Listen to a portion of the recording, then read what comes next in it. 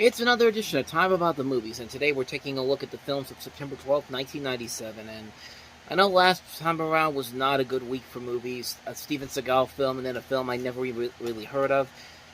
At least this one is going to be at least better because we at least have a better movie to talk about and two other films that I've never seen before, so we should be able to make this one pretty quick as well. So we got three movies to look at today, so let's just go ahead and jump into the big new release of the weekend, and that is David Fincher's follow-up to his blockbuster, critically acclaimed film Seven.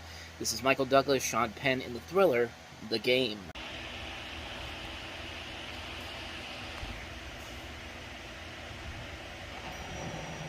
Elizabeth, online tape? Your ex-wife. I know who it is. Take a message. Consumer Recreation Services. Call that number. Why? They make your life fun. I'll call them. Do it. For you. I said I'll call, okay? It's just that I hate surprises. What are you selling? Oh, it's a game. A game. We provide whatever's lacking. And what if nothing is lacking? Admit to yourself that it sounds intriguing. I need the police. There's been a break-in in my house. For money, identification, line of fix. They're being toyed with by a bunch of depraved children. You're with them, the guy in the whole thing. What are you talking about? You brought them to me. I am a very wealthy man, and whatever they're paying you, I'll double it. Who did this to me? Why? There was an incident a few days ago. Don't you stop that! A nervous breakdown, they said. I am very fragile right now. Nicholas, you're not about to shoot anyone. What do you get for the man who has everything?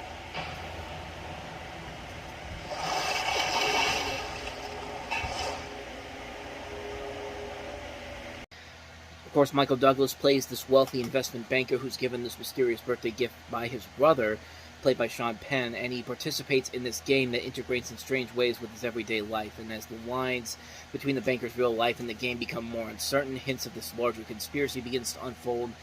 And like I said before, this is David Fincher's follow-up to Seven, which was this big, groundbreaking, critical, and financial blockbuster hit that put him on the map. And so there was a lot of high expectations for this movie when this fourth one came out. And the film did very well. It made more than its money.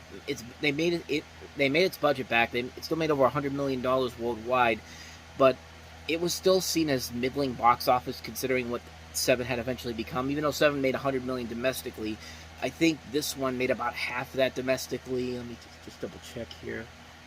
About $48 million. So yeah, about half through it. But so yeah, it was, for some, maybe it was seen as kind of a step back, but in terms of the movie itself, it's nowhere near as good as Seven, but it's still a pretty damn good movie. It's still a really well-made film, and it works all the way through, except maybe the ending is a little bit of a cut. The ending is sure to be polarizing for a lot of people. Some people like it, other people do not like it, and it's really, like, me personally, when I first saw this movie, it really did get to me, but as I've seen this movie more and more, I go back and forth on it. Sometimes I really get into it, and so other times I can kind of see it coming a mile away, even though it'd be a while since I see films like that. But the movie itself is still really good. It's still a very, very solid film. I mean, Michael Douglas once again proves his worth as an actor. Like, he's still making a ton of great films in here.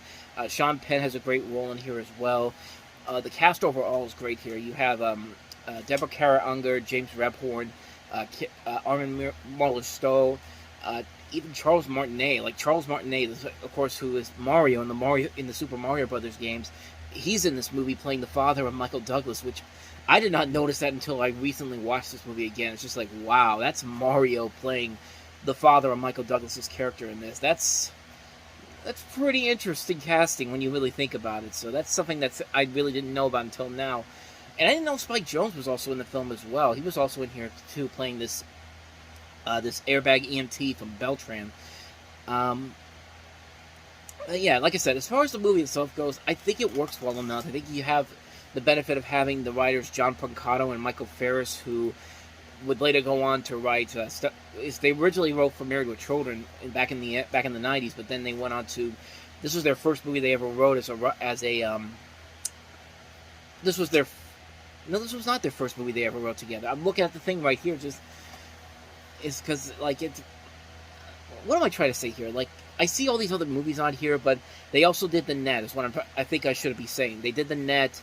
They did Terminator 3, Rise of the Machines, which is not a great Terminator 2 sequel, but it's still better than what Salvation and... not Salvation, Genesis and Dark Fate ended up becoming. I like Salvation.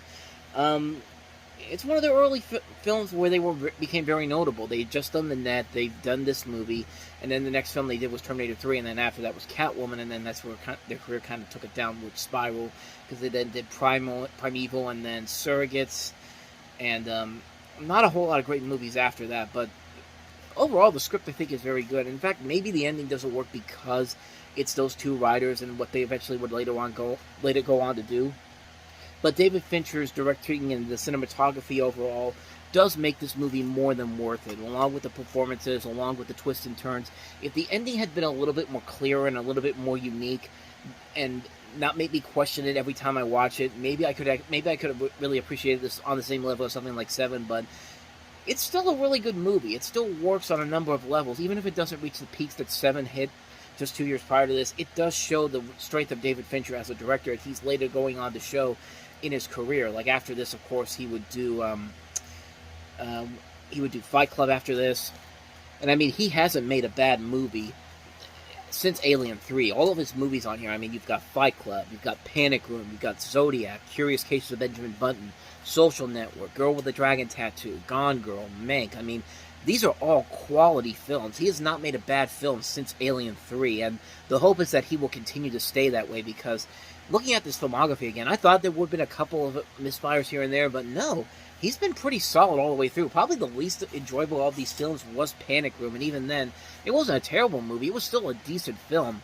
but this guy has been a pretty damn good director for a long, long time, and the hope is that he'll continue to be that way, because I really do not see a bad movie on his resume, and I'm hoping that this next film he does, The Killer, ends up being pretty good too. But I digress, though. The Game is still a really good movie. The ending just needed a little bit more work, but everything else about it is still really good. I'd highly recommend checking it out. If you love David Fincher's work and you have not seen this, you need to check this movie out. So that's The Game. Let's go ahead and move on to the next movie we have here. A very interesting little film I found here called Different for Girls. A movie that asks the question... So anyway, no look!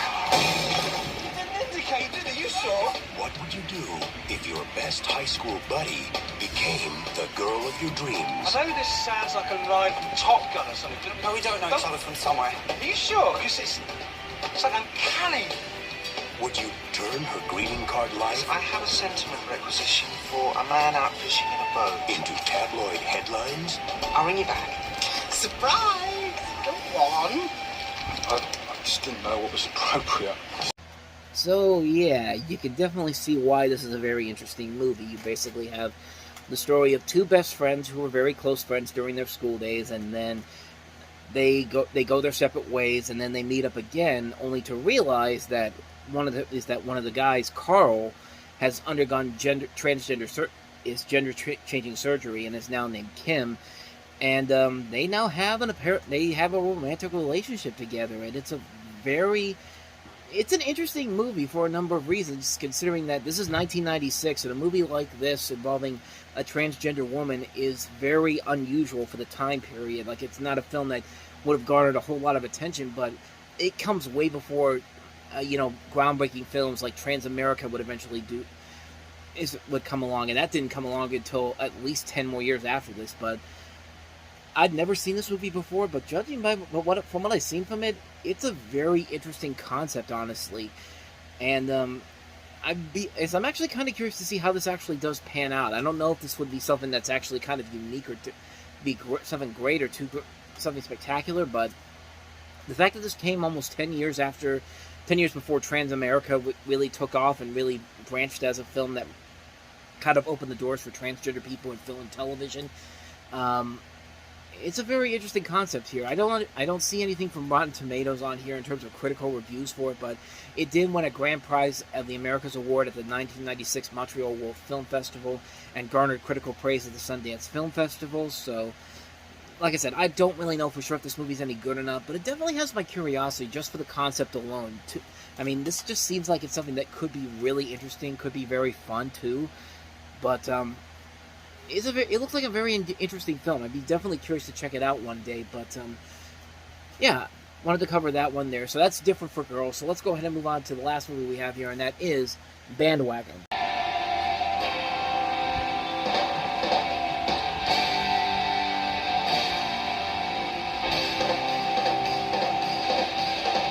What do you guys want to do with this band? Well, we want to be successful, you know? Let me explain to you how the business works. Count me out. We could be talking jumbo coin here. You're going to turn that down. Maybe not. Like you're going to be a big star, huh? Oh, yeah.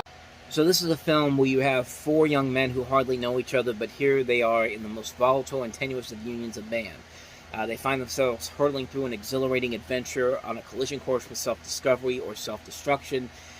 It's a rollicking rock and roll road trip that will take you to the starving edge of the independent music scene. You have Charlie, Eric, Tony, and Wynn. Like I said, they hardly know each other, but here they are, the most... Okay, it's just basically telling me the same plot again. I've never seen this movie, so that's why I'm reading right off of IMDb, because I have no recollection of this movie whatsoever. It looks like a mix of both Spinal Tap and The Commitments. I don't know for sure if it's supposed to be a mockumentary or it's supposed to be like a straightforward scripted film. I mean, it doesn't really give you a good guesstimation of what it actually is. But it's directed by John Schultz, who gave us such wonderful classics like... Well, he gave us Drive Me Crazy, like Mike, The Honeymooners, Aliens in the Attic, Judy Moody and the Not Bomber Summer, Adventures in Babysitting, the Disney Channel remake, A Christmas Prince, The Royal Wedding, and A Christmas Prince, The Royal Baby. Well, I guess you could probably say that even though I've never seen this movie, this is probably the best thing this guy's directed, because most of those movies are not very good. So I will go as far to say that this has got to be his best movie, because it can't get any worse than this film. It can't get any worse than it can't get any better than this. I mean, whatever I'm trying to say here. Bottom line, I've never seen this movie, so I don't know if it's any good or not, but it's probably the best thing this guy's ever done, so there you go, Bandwagon. Oh, it's got Kevin Corrigan in it, too. That's one of the other things I noticed about it, but other than that, I have nothing else to say about this one, Bandwagon. Alright, so it was a little better episode than the last time around, but I guarantee you next week's going to be a lot better, the next week we look at, because there are a lot of good movies I see on this list here. Some movies we can talk about, including Kevin Kline and the hilarious comedy In and Out. We also have Wes Craven's Wishmaster, the Wes Craven produced Wishmaster, I should say. The brilliant L.A. Confidential by Curtis Hanson. The infamous 1,000 Acres. We also have The Myth of Fingerprints, Going All the Way, and The Long Way Home. But we have 7 movies to look at, but at least a couple of them I know are going to turn out to be pretty good movies to talk about. So that's going to be a good one next time around. So these last couple of ones that have been pretty mediocre for the most part, we'll put those aside. We'll go ahead and take a look at some really good stuff on the next episode. So with that said, thank you very much for watching, and if you want to see more videos like this, I advise you please hit the playlist on the next page, check out the previous episode, and also don't forget to hit the like and subscribe button if you want to see more videos like this. So with that said, thank you so much for watching. I will see you guys next time, and until then, as always, take care.